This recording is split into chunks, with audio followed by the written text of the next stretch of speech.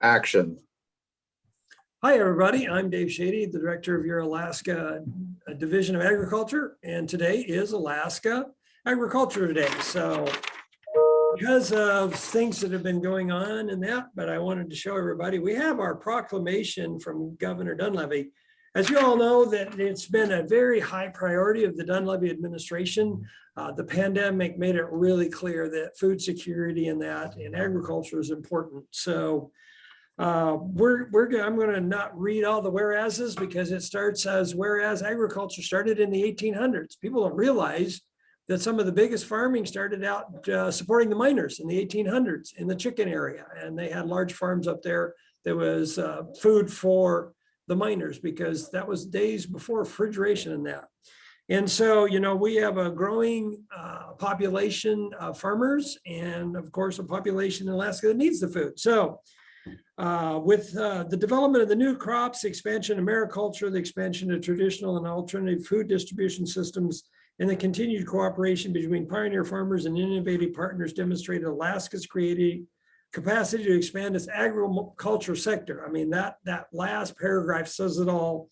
Now, therefore, I, Mike Dunleavy, Governor of the State of Alaska, do hereby proclaim May 3rd, 2022 as Agriculture Day in Alaska and encourage all Alaskans to support local agriculture by seeking out and purchasing products produced and grown in Alaska and to appreciate the agricultural industry's significant contributions to the well-being of the state. And that kind of leads us into our guest today, Michele from the Matsu United Way. So last night we did an Alaska Grown Dinner and a fundraiser that we participated and supported with the United Way. So we're going to talk a little bit about what we did last night, some of the things we're doing for Agriculture Day. And, you know, first of all, just express our appreciation for United Way and allowing us to be part of their dinner last night. So why don't you explain a little bit about who you are and what you do with United Way, and we'll talk about the dinner and a few other things.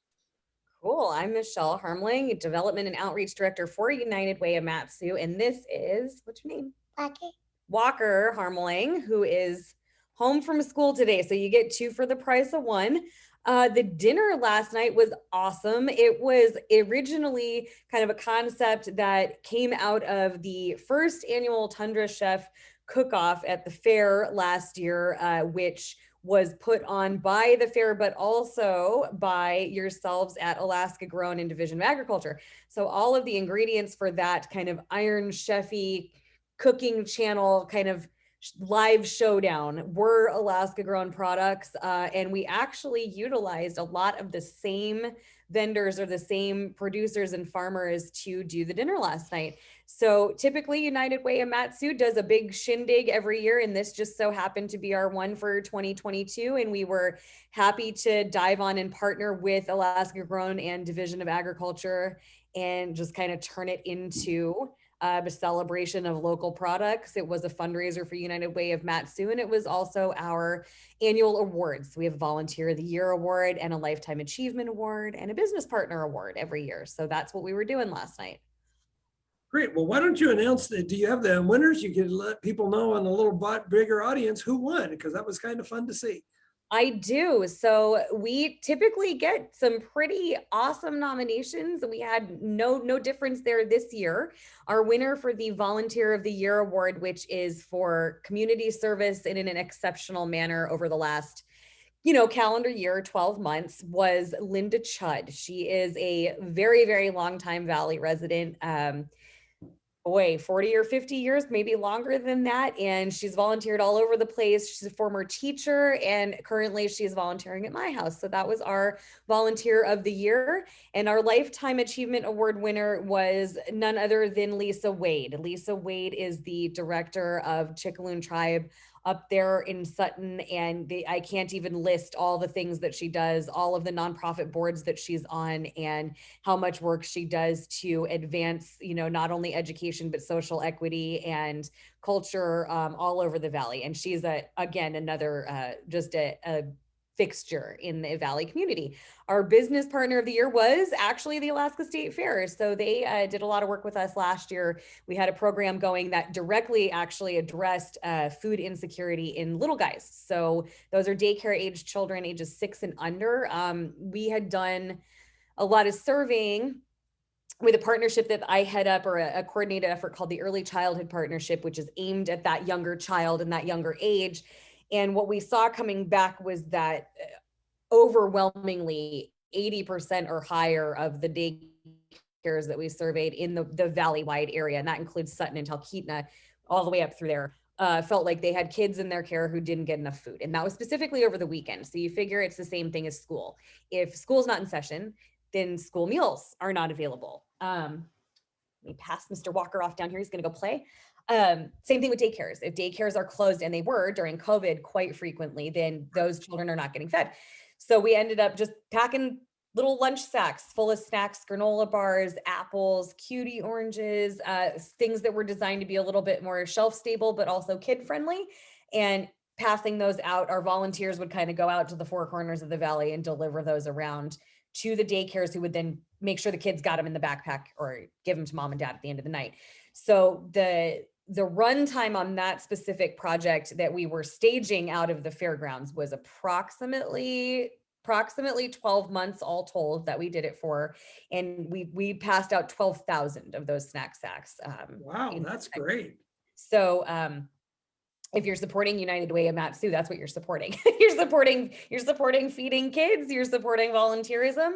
It's just a little bit of what we do. So all of those things we touched on during the dinner. And David, you were there, as well as some of the rest of the Alaska Grown staff, and just saw the volume of amazing Alaska Grown donations and stuff that we got. Right. So why don't you call out some of our the sponsors from the dinner last night? There was some really excellent chicken and vegetables and that. It was a great meal. Couscous from the flour company. So do you have a little bit of a list of some of the sponsors we had last night? The list lives in my brain. Yes, I do. So we had, and I will run through the menu as it was served. We had awesome local artisan breads on our tables that was donated by Turkey Red. We also had some breads in there donated by the Naughty Bakery and the Wise Deeds Bakery. Those are both in Anchorage. Check them out on Facebook if you can.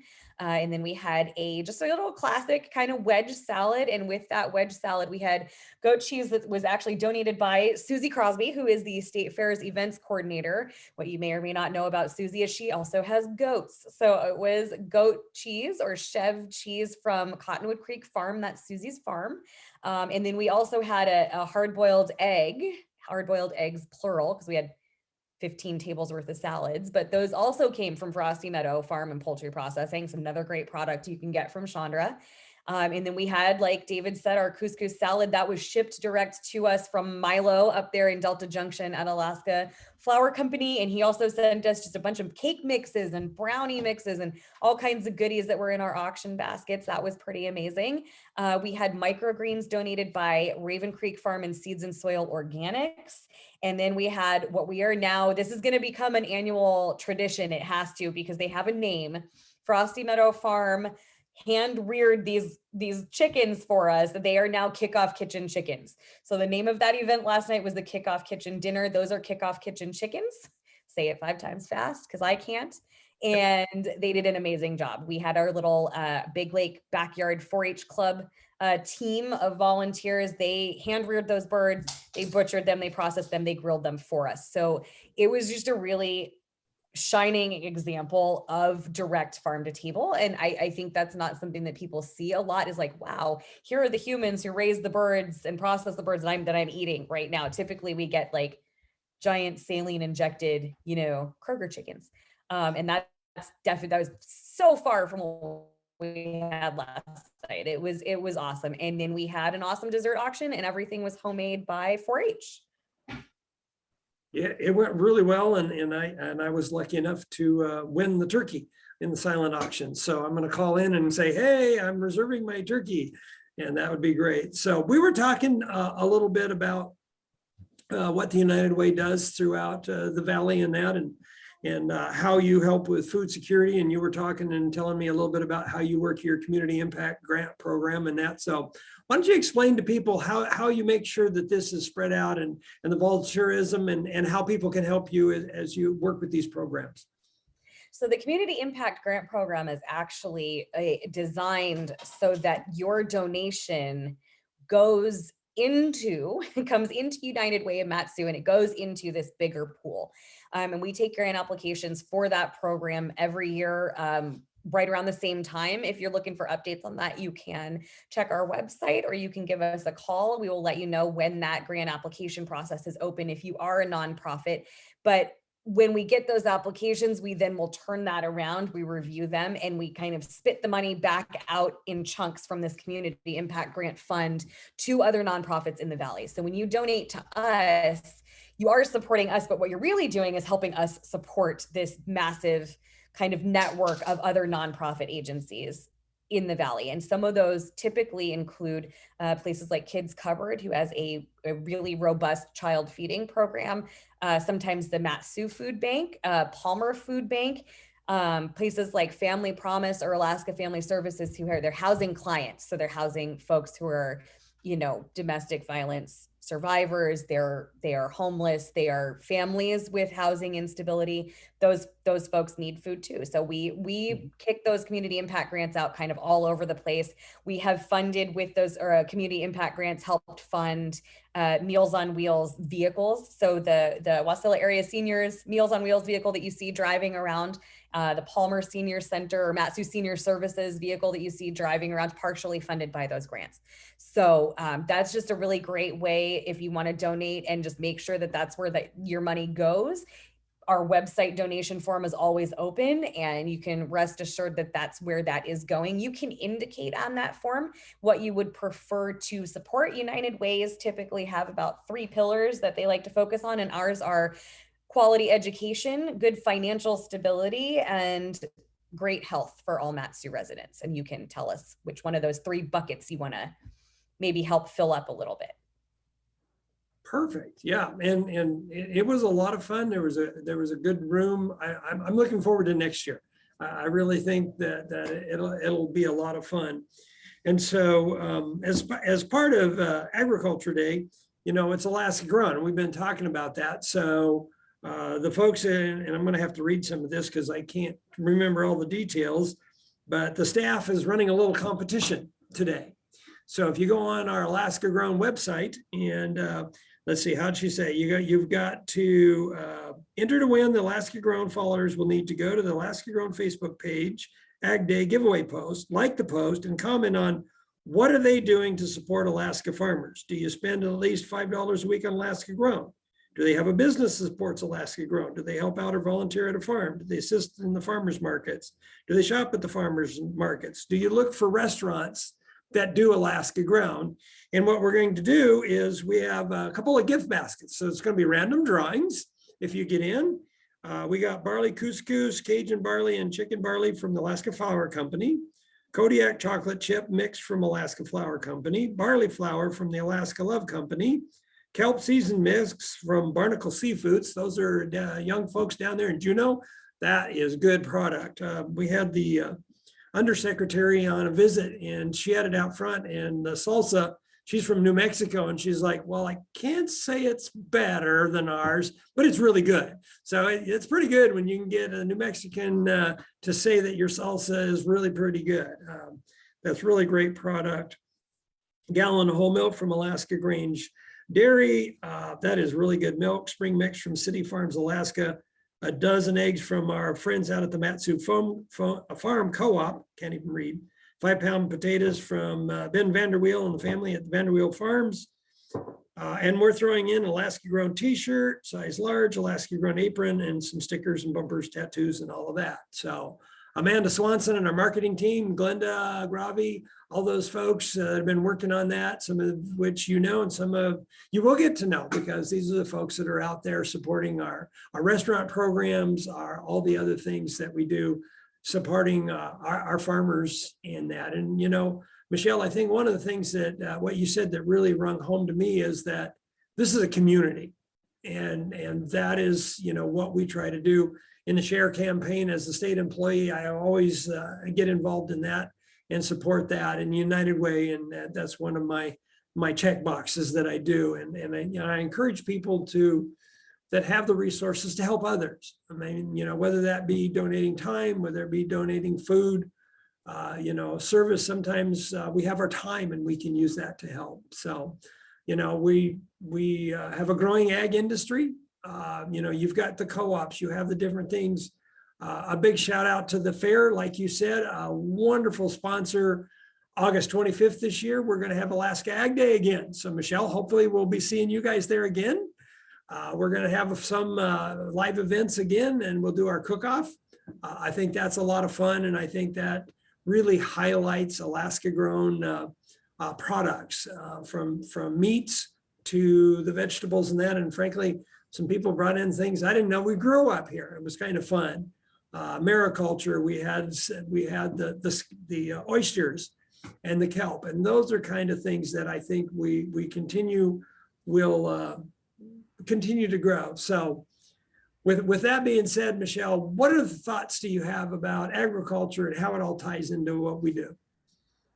I mean, I think, like you said, the biggest tie-in that you can make between, and this is what we try kind of to do with this event too, between what you all are doing and what we're doing, and the everything we have going on in the Valley is that food is culture. And it's a way to share with people. And we were just delighted to be able to have that room full of people last night, all share that meal.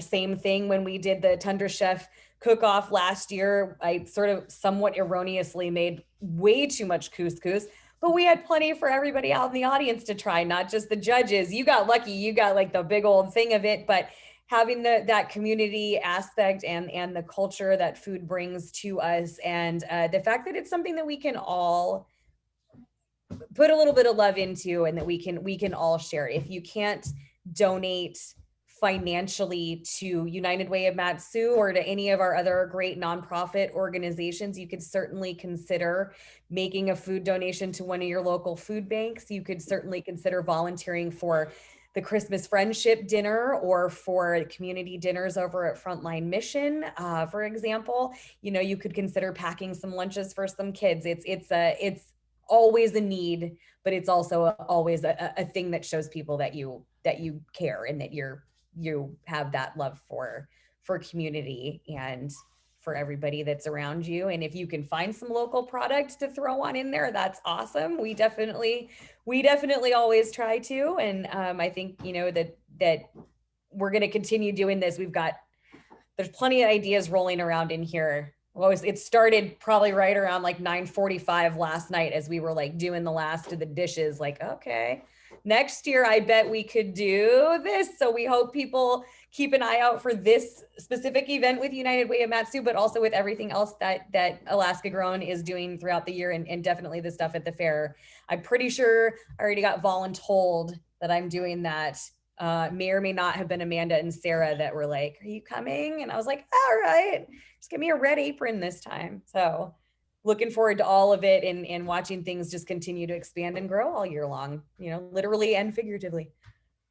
Well, and I think before I give you the last word, which I always do, is like the $5 challenge. People used to go and say, well, during the summer, we'll buy $5 of food. And I'm like, why are you limiting it to 6 months? You can buy Alaska grown year round. It's not 160, it's double that. I mean, it is hundreds of millions of dollars that we keep here in this economy, and we put it back in our farmers' pocketbooks. They grow more. We build this. People are like, well, we're developing an ag industry in Alaska. And I'm like, well, I think a $50 million a year production is a good start. But we have billions of dollars in foods that we're eating, and we have people that really want to expand. And so we need to support those. So, our $5 challenge is, $5 a week. Heck, I try to do $5 a day. It's not that hard because I like local products. I like things from Fran's Bakery that's made there in Anchorage. A lot of people don't know, you can not necessarily just look for the off brands. I mean, these are main brands, things that are, it's in that community, it's grown. We just love what they're doing with the barley and that from the Alaska Flour Company. And as we can grow more products, and people don't realize that we now grow wheat in the Valley, and we can do that. So that actually has been grown for some of our local beer, for the people that like beer. That's good. I mean, the more we can put products, do further processing, that puts in that economy that supports what you do, that supports what I do. that's really something that, we try to be a support of the community, support not only for our farming industry, but everybody. And I say, everybody eats. Agriculture should be important to everybody, because every day we hopefully have 3 meals a day. And for those that don't, there are services, and I always say, you're a resource. You can call our office if you don't know. If you're hungry, call. We can, and we don't provide those services, but we definitely can tag you into people that do provide those services. And we work with the farmers to make sure excess gets into the food banks. Those kind of things we're continuing to do. So with that, Michele, you're so much fun to be with in these events. It's a blast. I really enjoy everything you do. I want to thank you and your organization again for inviting us along for this. It was a lot of fun. We will have you with us. So with that, any last words? Just to your point, I'm right there with you. I think the one thing people maybe don't realize is that a local product may not always be, say, fresh, but it could be made here. So like you said, we had wonderful donations from Bear Paw River Brewing Company. If you're into having a beverage or two, that is a great place to go get one. Zip Kombucha in Anchorage donated 4 different kinds of local kombucha. Those folks are buying locally grown product that may not make it to the shelves, but it makes it into a cider press, or it makes it into a tea or a coffee blend or something like that. So you can find Alaska Flower Company at the store. You can find Alaska Chip Company, which we used last night.